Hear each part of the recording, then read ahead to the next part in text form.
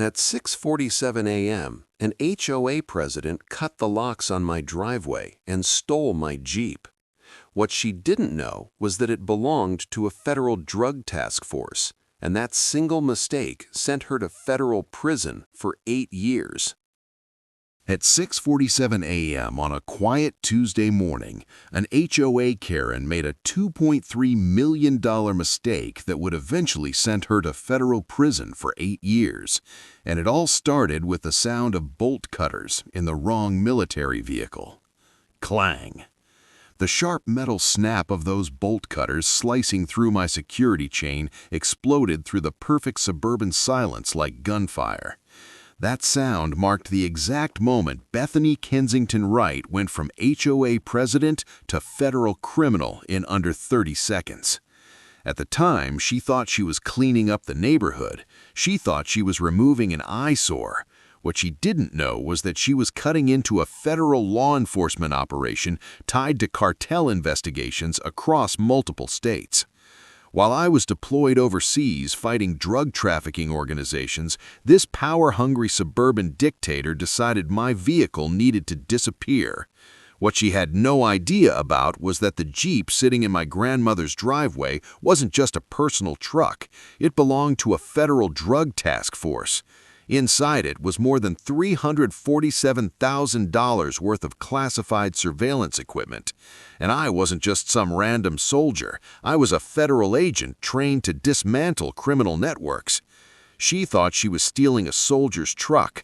Instead, she committed federal crimes that picture a 52-year-old real estate agent who drove a white Lexus SUV and measured grass height with an actual ruler.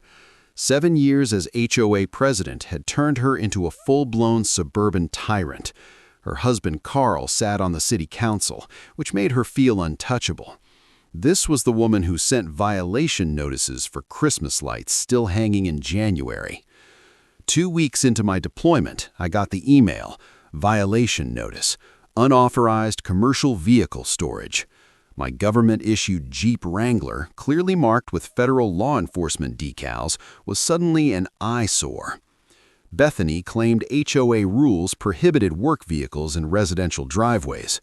What she didn't know was that the Jeep contained over $200,000 worth of surveillance equipment for active cartel investigations, GPS trackers, encrypted radios, covert cameras, all federal property that required special authorization to move.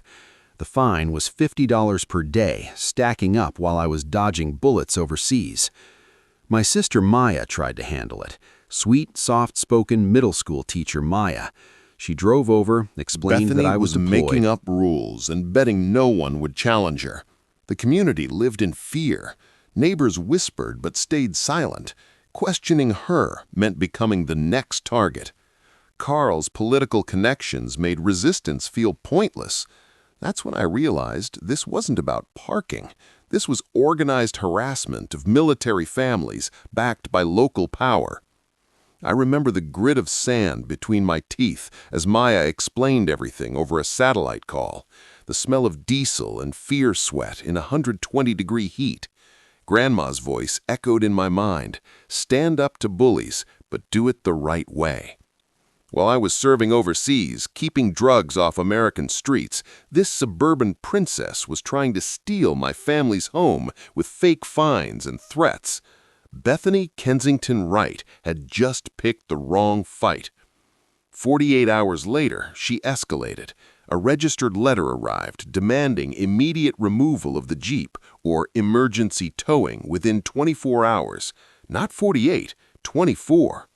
She copied Carl's city council office and local police, claiming health and safety violations. All fake, all designed to scare.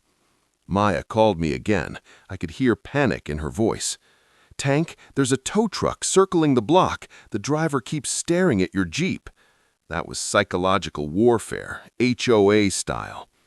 That's when I made my first move. I contacted JAG, the military lawyers who eat constitutional violations for breakfast. Staff Sergeant Patricia Williams reviewed the case and went from calm to furious in seconds. Rodriguez, this woman just threatened to steal federal law enforcement property. That's a felony. The Service Members Civil Relief Act protects deployed service members from harassment. And my Jeep wasn't just mine. It belonged to the U.S. government. Williams filed a formal complaint, triggering a federal military liaison review. Bethany's little power trip was suddenly on the radar of people who actually mattered. Then Maya found something that made this personal. In old HOA meeting notes from Bethany's next move crossed the line that even she wouldn't be able to explain away. 3 days after the JAG complaint went through, she hired a private security company called Exec Safe Security to monitor community compliance. 2 guards in a white SUV started circling my grandmother's house like it was a crime scene. They photographed my Jeep every hour. They wrote notes. They stared down neighbors. But the real damage came from what they were telling people. Maya called me crying, her voice shaking through the satellite connection. "Tank, they're telling everyone you're dangerous. They're saying military vehicles bring security risks. Mrs. Patterson won't even look at me anymore." That feeling hit me hard. That helpless rage you get when you're thousands of miles away and someone is tearing apart your family. I called Captain Chen during my next window. She listened carefully and said something that surprised me. "If we go in too hard right now, they'll claim we're proving their point. Let them keep digging." That's when I checked the Jeep's internal security footage. Federal task force vehicles don't play around. Maya did the smartest thing possible. She recorded everything. When he said, "Military personnel bring PTSD, weapons, and surveillance risks into neighborhoods," he sealed their fate. That recording became evidence of federal discrimination and intimidation. Captain Chen contacted the Federal Licensing Board overseeing Exec Safe Security.